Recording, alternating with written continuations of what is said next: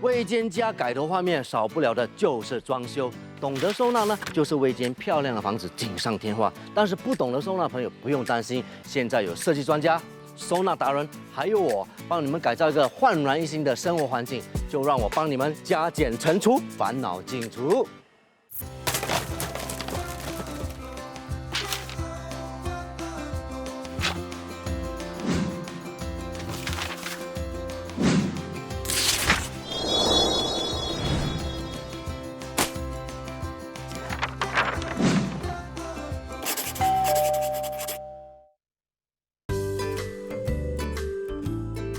自从招募活动开始之后呢，我们就收到雪花纷飞般的求助信。原来有那么多人面对杂物堆积、家里凌乱不堪的问题耶。不过呢，我们必须从里面选出具有挑战性而且有故事的家庭。作为这个节目的主角，我要选哪一位呢？看啊，哎。这是一名女儿为她妈妈写来的求助信，从照片看起来非常有挑战性，我就选这家，就让我们来加减乘除，烦恼尽除 ，OK？ 我是林的，这是我长大的地方。一直以来，我们都想要有个让家人聚集在一起的客厅，希望这次可以实现我们多年来的愿望。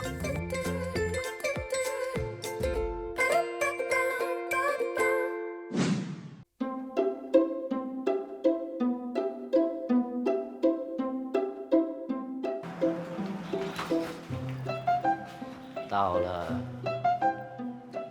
，OK，surprise。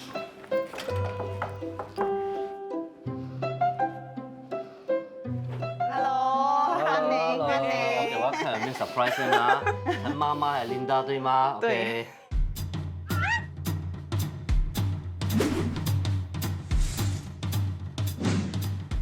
OK， 恭喜发财，有空我再来做，拜拜。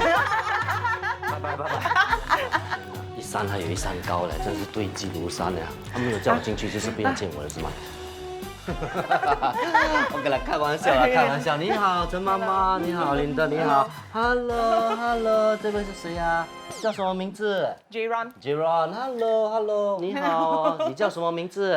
王有声。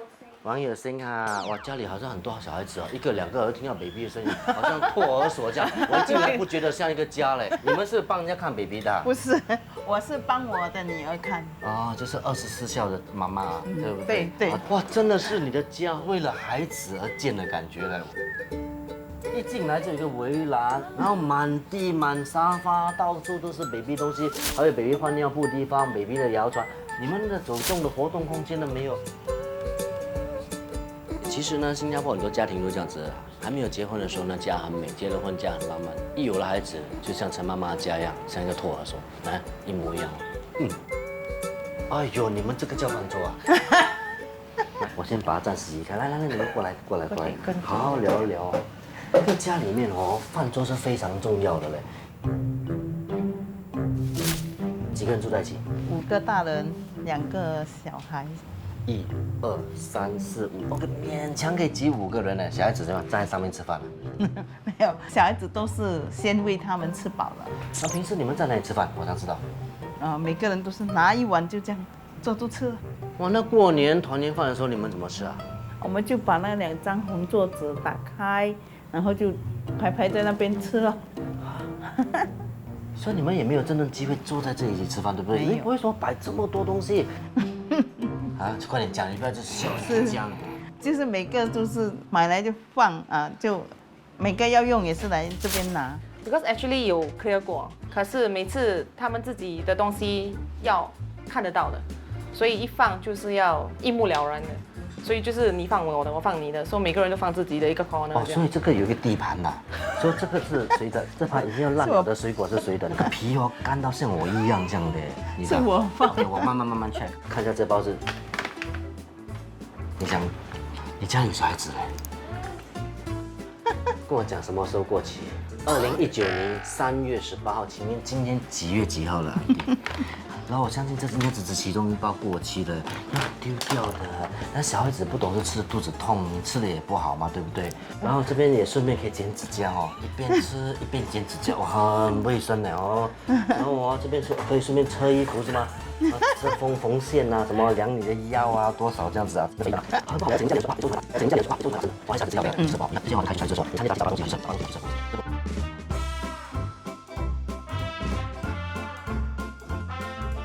其实很多人都有这个坏习惯了，哪里有空位就往哪里堆东西，结果堆到啊，连走路吃饭的地方都没有。安迪，我刚才看你的时候，你走路的时候脚有点不舒服啊？对，脚痛。脚痛哈，你知道为什么痛吗？因为每天你在闪路嘞，闪这边，闪这边，这边闪啊闪，然后这边还要闪，脚一定痛的嘛。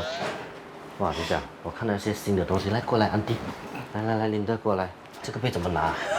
都已经这样子了，你还用？你家里没有其他的杯了吗？没有，这个是在温奶的用。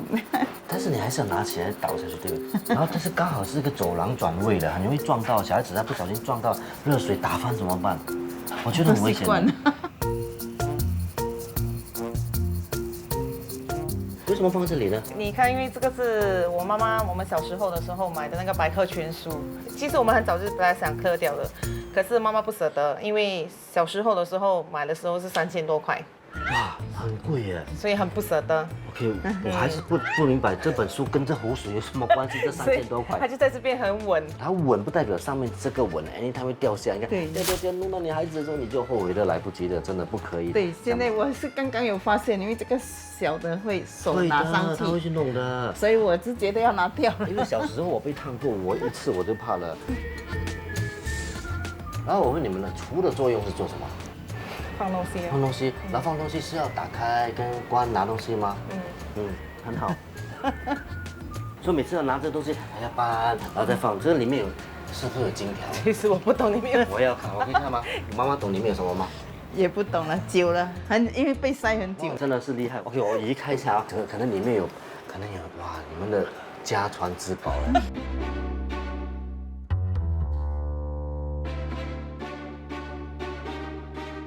哒当的，哦，很有意思的东西。对，相册。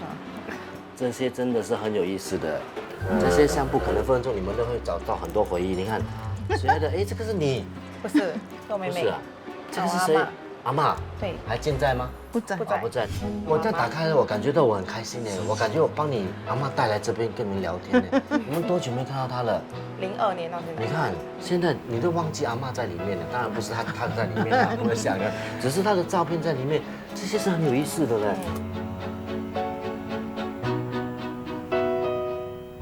既然都已经来到这边了，我就稍微打开一下，1、2、3。其实这些可以丢掉吗？你看，你把它全部打开，分分钟里面有98%的东西是你们不要的，然后可以用的又有一些利用价值的捐出去，然后还有什么东西你们这边是还没有跟我讲的？哦，那个鞋橱吧。哪一个鞋橱？在门口旁边。我去看一下。哦，说这个鞋橱有什么特别？我可以打开看吗？可以。可以哦。哇，今天晚上你们可以炒咸鱼炒饭。这个基本上是以前他们很多鞋子就放到满地了，我就看到楼下刚好有这个，我就拿回来放。自己搬啊？我就拉他们一起去搬。其实妈妈以前有做3份工，所以到晚上的时候她也去送饮料，然后她就到处有走动的时候就看到这个鞋橱，她就 activate 我们了。听到一样东西，你说你妈妈以前打3份工了。其实她脚这样子多多少少是以前年轻弄到的嘞。对，要好好孝顺。用太多了。真的要好好教你的孩子，也要孝顺的，真的这个非常重要。所以这个鞋架你们还要留着吗？你们觉得有纪念价值吗？应该是没有。哇，你转得很快，因为知道我们要给他们新的，妈妈马上其实我也是觉得这个鞋架也，你看它关的那个感觉也不是关得很好，然后也真的是有点旧了啦。OK， 把所有的问题呢交给我，让我帮你们加减乘除。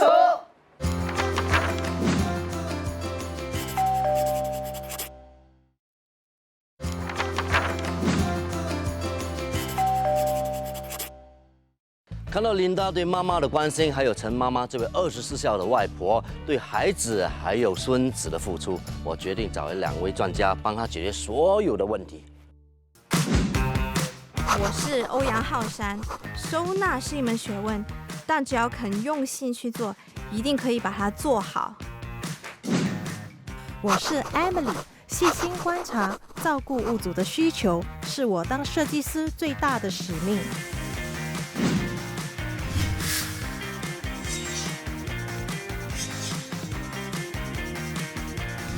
Hello Linda，Hello 陈妈妈，你们好，你们好，来，请进，请进。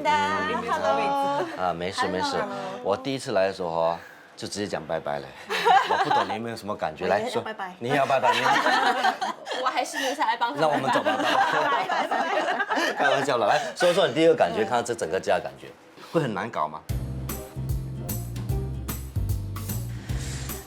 我骂一下哈，就整个感觉的无法想象是5个大人跟2个小孩住的一个客厅啦，他们的活动空间有限。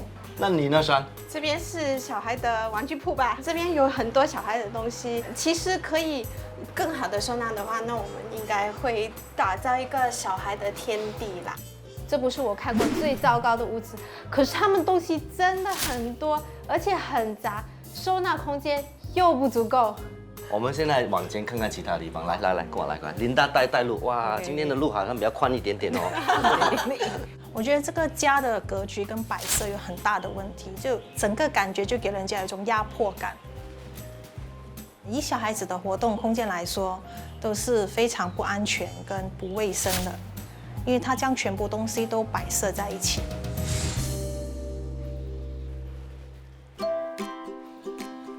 怎么 ，Emily？ 你是不是觉得这地方也是有点问题？哇，很大的问题。什么问题？你看，其实它的高度，其实小孩子一动就可以。就算没有烫伤小孩子，你看这边有插头哎。对。然后如果水弄到这里，然后那电直接去到房间呢，房间有多少个人，全部砰爆炸，对不对？这个位置其实是很不对的了。对。我会保留这个温奶区，但是它的高度跟安全的那个范围不会在这个地方，就是不会让小孩子容易去接触到了。他们我觉得其实这间家的空间是蛮大的，我绝对赞成，蛮宽阔，真的。只是比较占空间的地方其实是这一个摇篮，这也是我进来第一个感觉，因为而且这个摇篮它的不是小哎，它蛮大的，再加上它在好像这整间屋子的中心，因为在风扇底下。不如这样子啊，既然有这个风扇在这里，我们这摇篮不要把 baby 挂这边，我们可以省功夫，要不要直接用这个办法摇就好了？小孩子的游乐场啊，对啊，没有开玩笑的。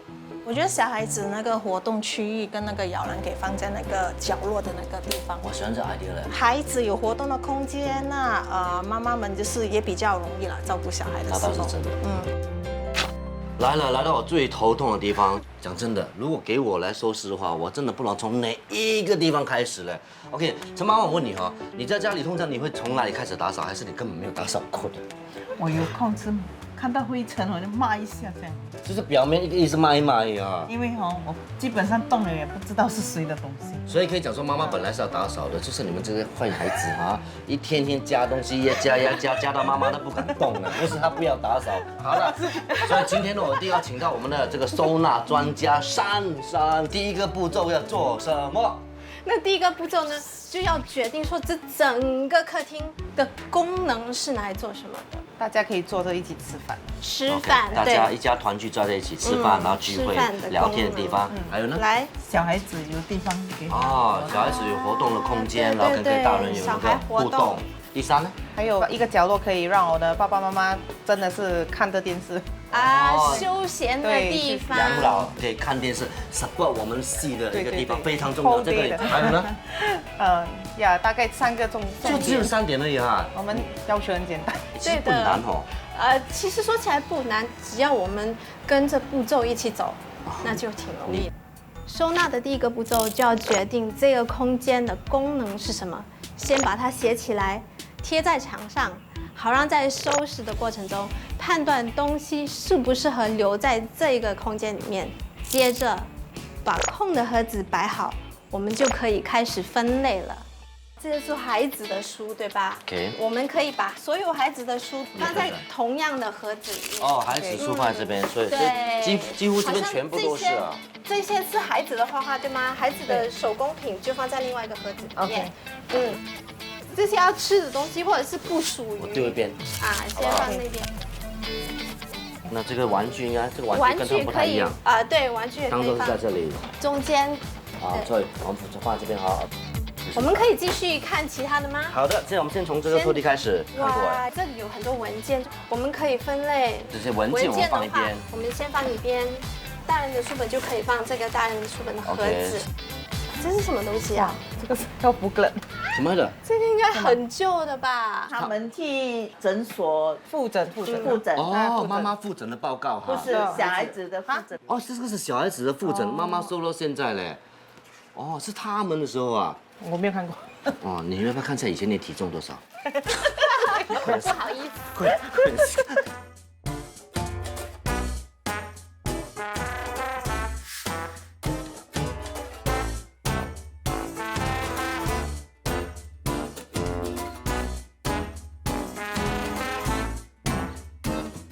哎，这边里面是有很多八宝的，打开看，可能有没有钞票哎？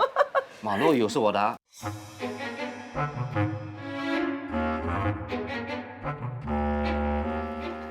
老婆说：“哎，红包钱不是一些很应该是很有意思。哎，母亲节快乐！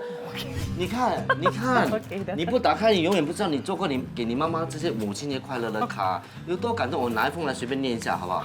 哎呦，so sweet。OK， 我看看里面写什么，你自己念，你自己写的你都忘记念出来。妈妈，对不起，常让你那么生气，让你不高兴，但是骂他们也是好的，不然他将来的日子不自立。我希望你能原谅我，我真心想告诉你，妈，母亲节快乐，有事情说出来，不要全都放在心上。你看，你妈妈哭了，乖。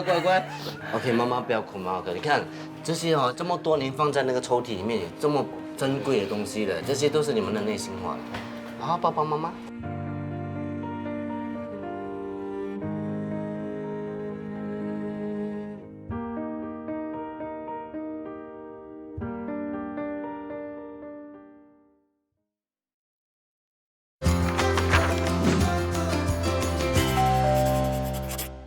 现在你看到穿着很多东西，对吗？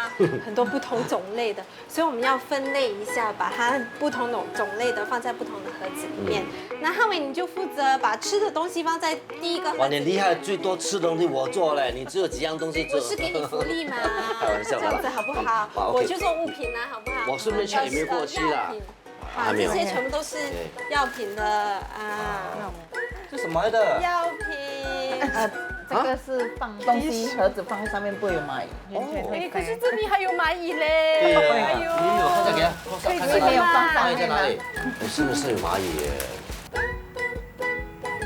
这些 double bag 可以放这边，药物我们全部放这边，吃的可以放这边，因为那边已经满了。过期的药物哦。这是在这里。这个文具我应该把它放去刚才那边，对吗？啊，对。我拿过去一下啊。看有多快，这里。Excuse me， 你说快哈，来，退钱。你看到下面吗？这才是我要头痛的地方，好不好？我都不懂下面是什么东西，我一直想要了解的。来，会不会有壁虎啊？我也是怕了，我也是怕了，我感动。先打开这一箱啊。哇，这是什么东西？真的是杂七杂八的东西，我也不知道怎么讲。壁虎。不好意思，我跟你们玩一下。你好坏，很好玩。这些东西放在里面多少年了？老老实实。这个是去年9月放的，就是是有一个橱坏了，那么他们搬出来放箱子。这边我看有88件是可以完全捐去环保，或者是留一小部分而已。哇，这边我真的不懂，是杂七杂八的分类，要放至少100个箱来分的。哦，这个交给你慢慢来。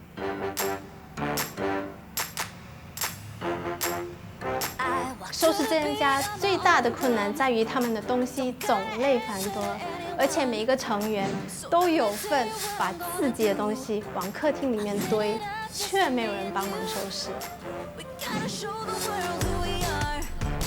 We're making waves and we're going far. So let me take 哇，就好像一个魔术棒这样，哇，全部 clear 到完了，真的是谢谢你们了。现在才是重点呢，为什么呢？因为我那天来的时候呢，我觉得这个橱里面的东西其实是一家人的东西，对不对？个人妈妈哦，姐姐，什么人都放进去，什么人的东西都真的是放在里面，而且都是有纪念性的。等一下，我们先这样打开来哦。可以闻到那个味道吗？哇，真的是有味道。你们多久没有开了？很久了，哇因为这边很久 access 不到。这些洋娃娃有点开心，终于可以呼吸了。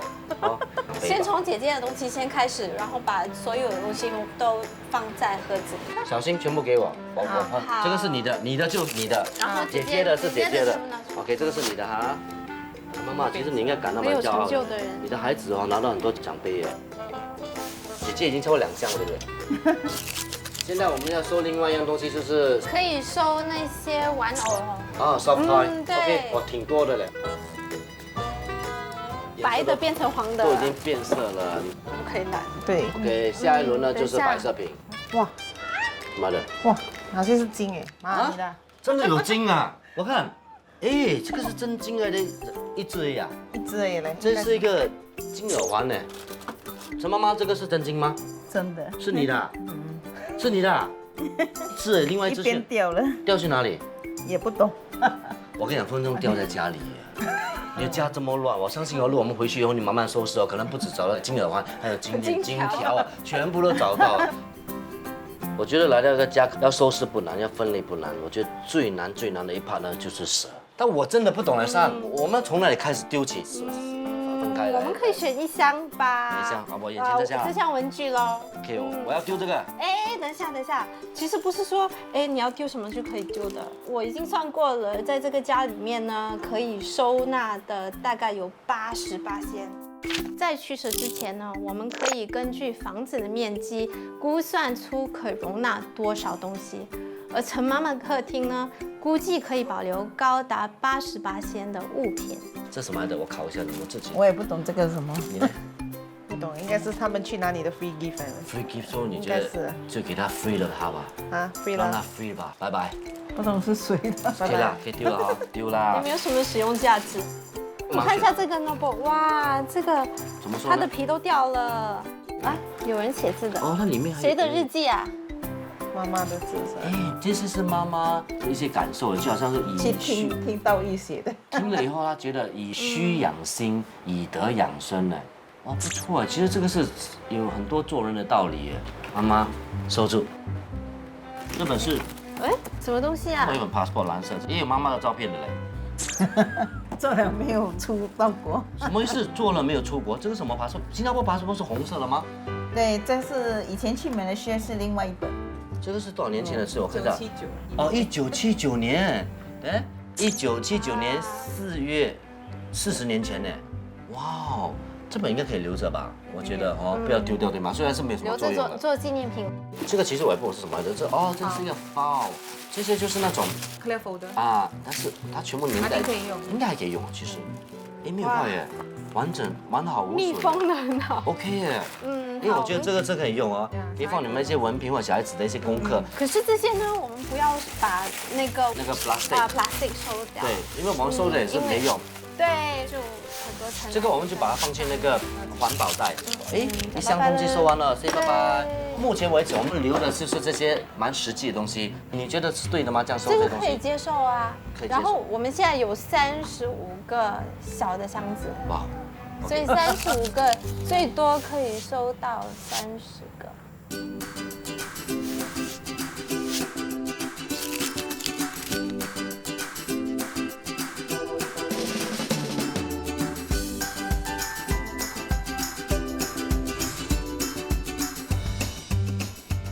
哇，真的很多灰尘，我出去一下啊。哇哇哇，真的是一山还有一山高嘞！哇，这里的灰尘才是可怕的。为什么这里有一张桌子哦？陈妈妈，琳达，可以出来一下问一样东西。不好意思，这个桌子哦，真的，你送给任何人都不要嘞。而且你看它很脏呢脏是不用紧，你看下面，看到吗？下面这边都已经坏了。是要丢的。这个是之前我阿公送给我妈妈的。哦，所以你一直都不舍得丢掉。一直是收在家里，不过最近是是觉得坏了，想要丢，所以现在你舍得丢掉啊？没办法嘛，都坏了。搬走了，快40年了。 39。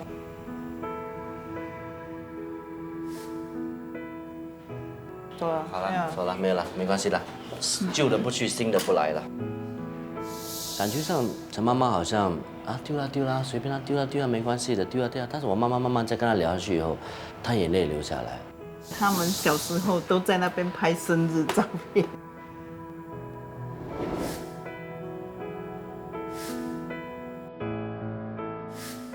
那如果我真的把它再搬上来的话，你还要收住它吗？也不要了，真的没有没关了系啊！而且我们拍完以后，无意中的发现到妈妈不停的在找照片，因为我们讲说要找那个桌子的照片，找回回忆。其实我可以感觉到妈妈是不舍得的。我们这个节目当然是教人家怎么收纳东西的，舍去一些东西，但不是每一样东西说要丢就丢的，有些东西要留的，我们还是要留下来，让它延续下去。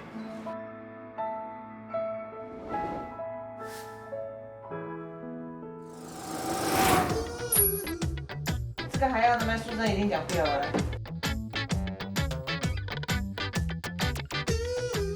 有啊。哇，厉害！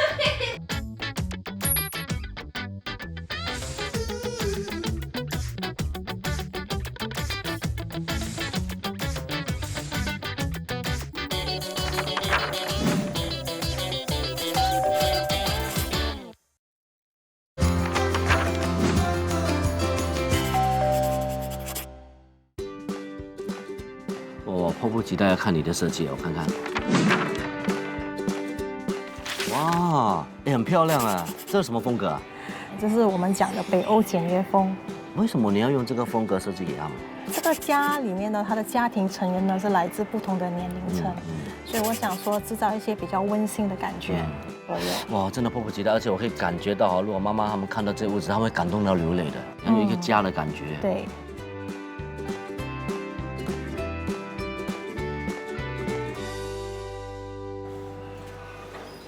哇，看起来轻了不少。Madam Tan，早上好。早上好。哇，真的很不一样哎！你看这边，完全都是有空位，这边有空位，我还清了这么多空的盒子。那 Madam Tan 现在有感觉不一样吗？有感觉不一样，看着心情也特别好，因为家里的邻居里都回来了。你们都是大家一起收拾的吗？对。哇，这样子就是这几天都一起在收拾。哇，这样就好。其实今天我回来呢，就要检查说你的橱柜有没有清空哦，好不好？我们现在来看一下，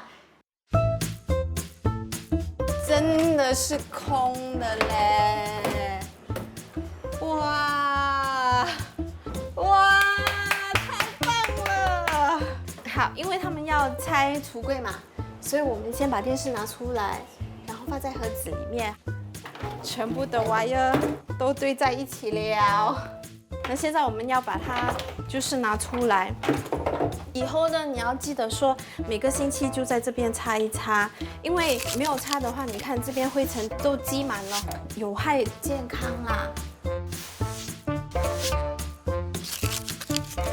哦 ，OK， 这样子就完成了，对吗？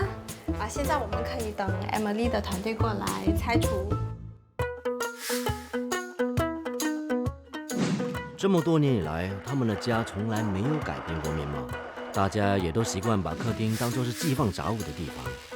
我希望这一次的改造带给他们的不只是一个全新的客厅，也可以让他们有个一家大小凝聚在一起的空间。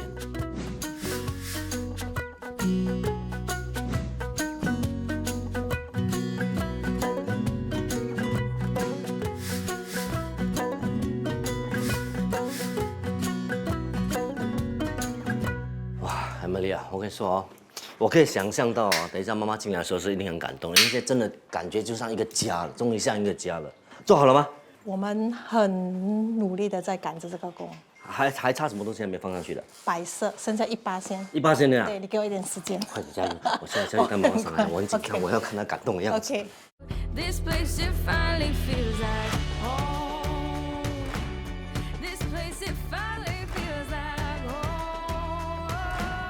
This place it finally feels like home. 陈妈妈，很多天没回到家了哦。啊，怎么样？会不会很兴奋？很期待。期待哦。啊，希望看看你新的家那个客厅样子是怎么样，对不对？嗯，你一定会满意的。到了，到了，到了。会不会很紧张、很兴奋？会哦。会。好了，我们准备按你家的门铃啊 ，OK？ 还有门铃。有人在家吗？请开门。Hello， 欢迎回家。来，看你看。哇，变成这样了。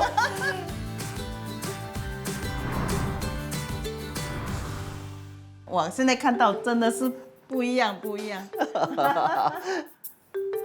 最大的工程哦，是 Emily 哎。哇，谢谢你帮我设计这么温馨的家。希望会有那个凝聚力。凝聚力，对，你记得吗？以前你讲说你们过年过节的时候，一家人没有真正的有一个地方坐下来吃饭的。你一眼看过去，是不是有一张很漂亮的饭桌？对，很美。这个饭桌可以容纳你们一家人坐在那边吃饭嘞。他们很期待。是期待。你就不要忙了，你要煮更多东西请他们吃了哈。还有请我跟他女儿。那林德呢？你自己感受怎么样？其实已经很久有这个概念，说要给爸爸妈妈一个比较好的环境，可是真的是不懂要从何下手，因为那个杂乱的度是很严重。多亏这个节目，我觉得是这个节目真的帮了我们一个很大的忙 ，because 真的是从到很乱，然后怎么收纳，到变成这么美，所以我觉得真的这个节目真的很特别。其实我觉得另外一个很重点呢，就是其实通过这个节目，我感受到你女儿对你的孝心，真的，我有感觉到。对哈。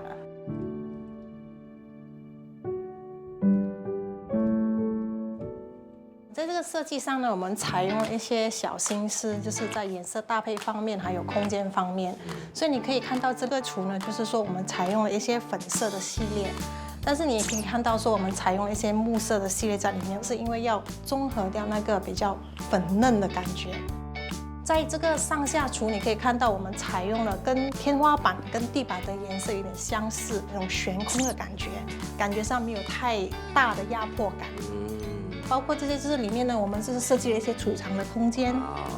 妈妈真的嘞，你看，单单看这面墙就好，从上面左到右，上到下，右到左，全部都是橱哎，你可以放很多很多东西，对不对？可以收纳得很好哎。对，还有一个小空间，就是他们的温奶区。那边，来过去。对，来看一下。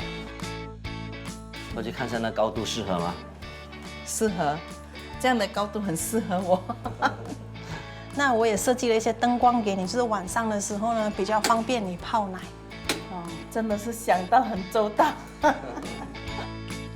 在这个餐桌的部分呢，你可以看到我设计了一个屋子的形状，这让人家感觉呢，就是一个家的感觉，温馨的感觉。妈妈，你觉得这个饭桌这个位置在这里很好吗？感觉好吗？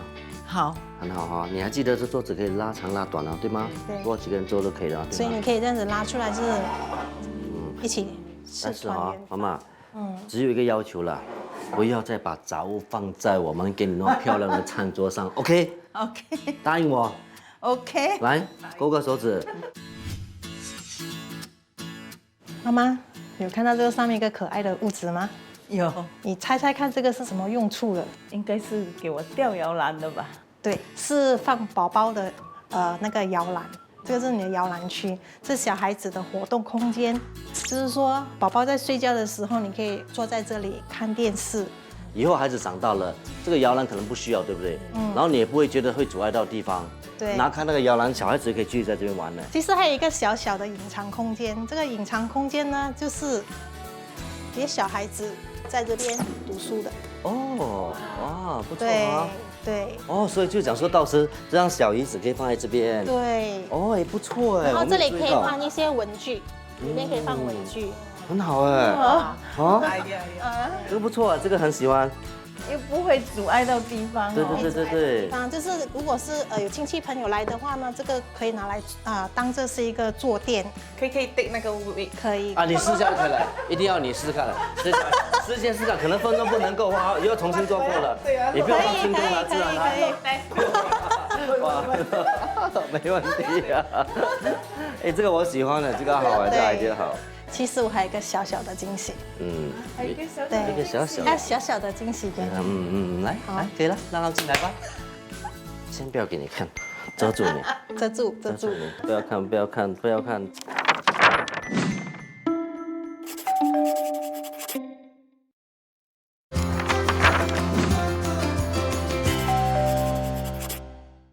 其实我还有一个小小的惊喜。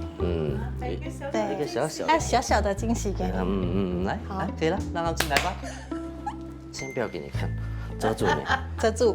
你，不要看。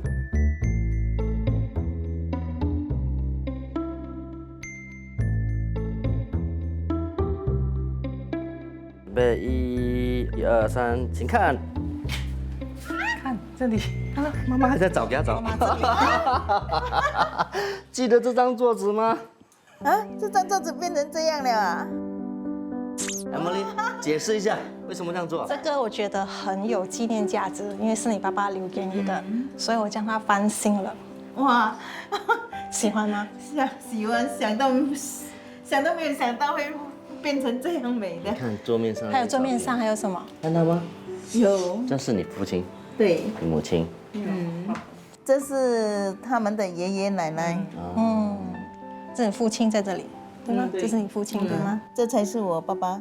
这是你妈妈。这张桌子是我爸爸买的。记得那天吗？你说你要把它放弃，你说不要了。其实说真的，你的女儿很不舍。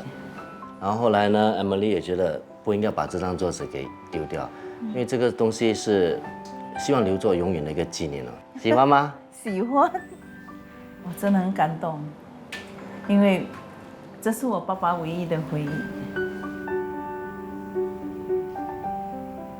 这张桌子不但看到了我爸爸，也看到了我全家的人。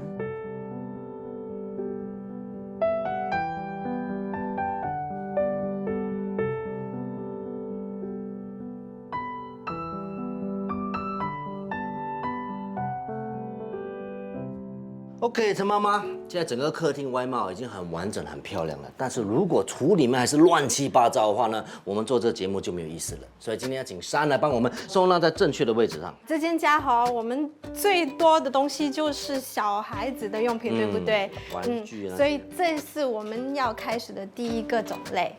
我们收纳小孩的东西的时候，要看小孩的视线，对，因为要给他有一个自理的能力，然后他们完了过后，他们可以自己放回去，不用爸爸妈妈来帮我收。简单来说，就是要放比较低的地方，对吗？所以你看，好像只有这些吧，是不是？对，这些抽屉。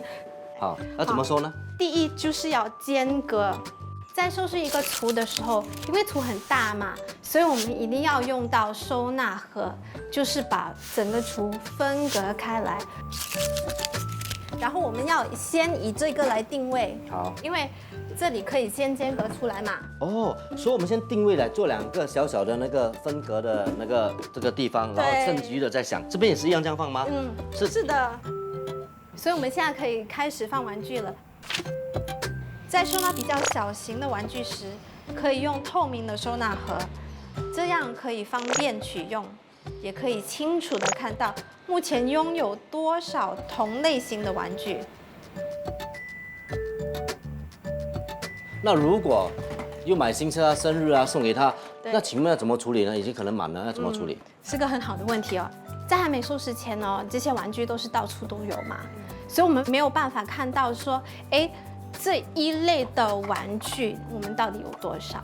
所以现在放在间隔里面呢，这个收纳盒就是只有玩具车。如果这个收纳盒它已经溢出来，就代表我们有太多的玩具车，就不要再买了。除非他真的说，哎，我买了新的玩具车，我就要把其中一些旧的玩具车拿出来捐出去，然后永远不溢出这个盒子。这些全部都是大型，就是那种比较大的玩具吧，对吗？放不进吧？放不进，所以我们可以直接放在抽屉里面。哦，比较大个的可以直接放抽屉里面，明白？那这一项呢，怎么放？你看这个，我们平时都是平着放的，对吧？可是你看这个占据的面积，它是非常大的。如果我们可以把它翻一翻，然后直立式的放东西，就占据的面积就很小了。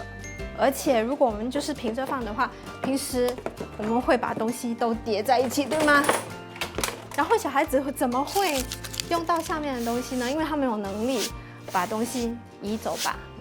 所以每次都要记得就是直立的放。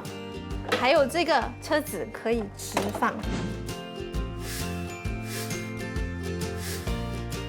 你看，我们一下子就把小孩的玩具全部都放在抽屉里面了，对吗？剩下都是一些书本，还有一些婴儿用品，对吗？对。那书本要放哪里呢？我们有这边的图码。第一，每次都要有间隔，我们用间隔来划分出地区。哦，这种很好。这个间隔吗？如果我们直接这样子放的话，如果书本没有压到，我们拿的时候就可能这个间隔会动嘛。拿这些粘胶粘在底下。哦，你是说粘在这个架的底下，给它不移动。哦，而且它久了也不会影响到那个质地，那个厨也不会有那个硬，是不是？对，因为小孩子比较粗鲁嘛，所以拿东西的时候就会比较用力一些。是。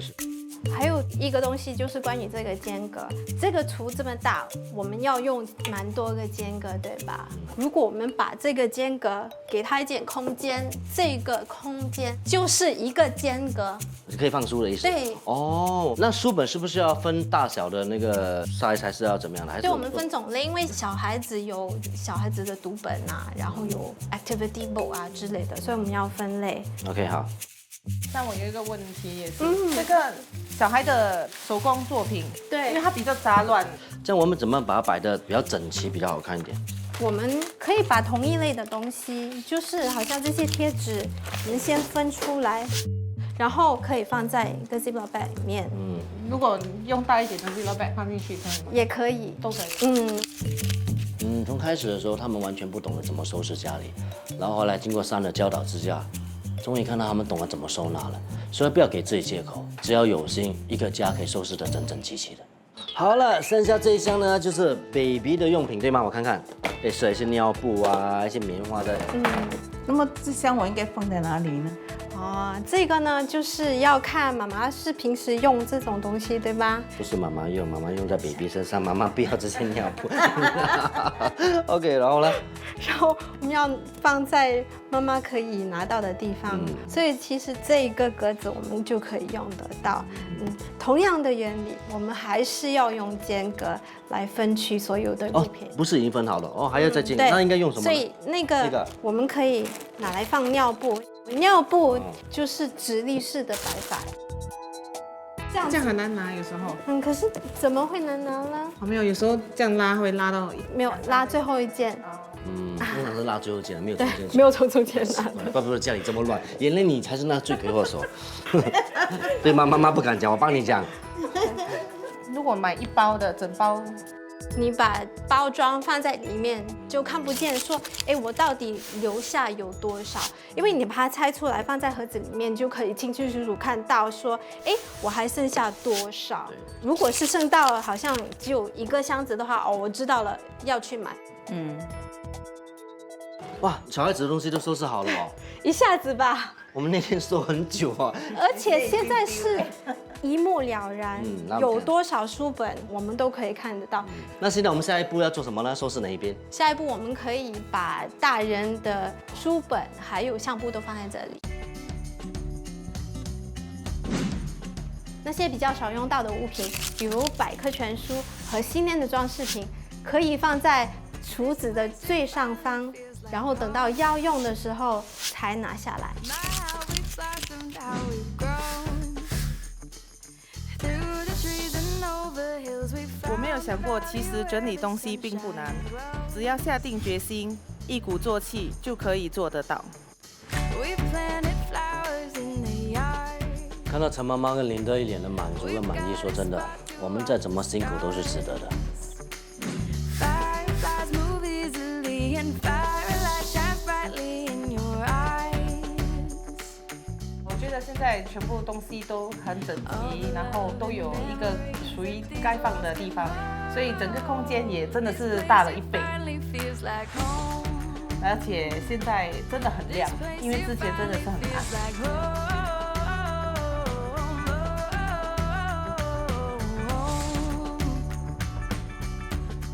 现在的客厅跟以前的客厅有很大的改变，我差点都认不出是我住了22年的客厅。 I'm getting there.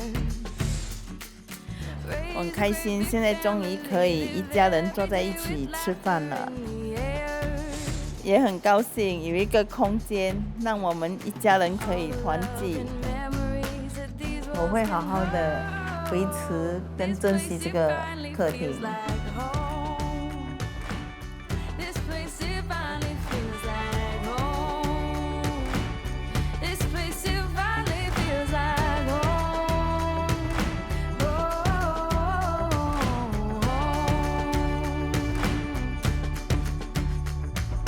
All the love and memories that these walls can hold. This place it finally feels like home.